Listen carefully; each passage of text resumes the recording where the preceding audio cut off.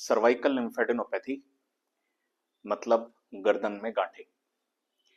अगर आपकी गर्दन में कोई भी गांठ है तो उसको साधारण ना समझिए, क्योंकि गर्दन में गांठ हमें बहुत सारी बीमारियों के बारे में बताती है। सबसे पहला टीबी।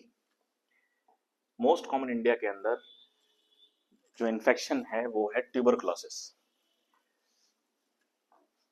तो गर्दन में गांठ अगर है तो सबसे पहला सस्पिशन हमारा टीबी पे जाना चाहिए।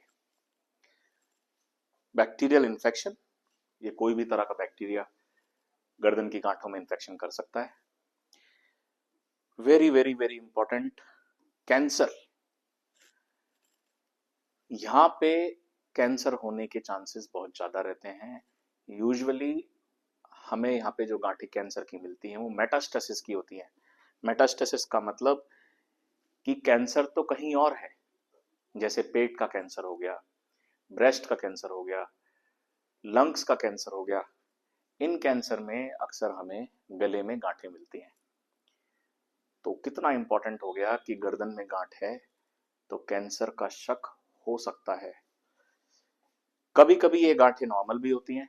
एक नॉर्मल गांठ है, कभी चोट लग गई बचपन में तो ये गांठें नॉर्मल भी मानी जाती हैं। वायरल बहुत रेयर है, बट कुछ पेशेंट्स में हमने देखा है कि जिन्हें डेंगू होता है या कोई वायरल इन्फेक्शन हुआ है उसके बाद ये गांठें रह जाती हैं।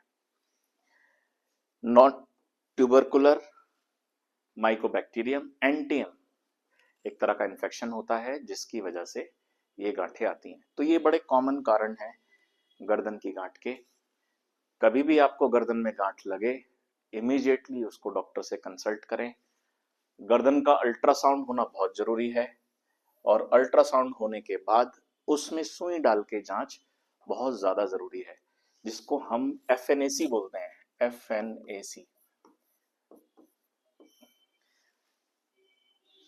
इस गांठ में सुई डाली जाती है और वहां से सैंपल लिया जाता है, और सैंपल के आधार पे इस गांठ का टेस्ट होता है, और टेस्ट में जो भी रिपोर्ट आती है उसके आधार पे आगे का ट्रीटमेंट होता है।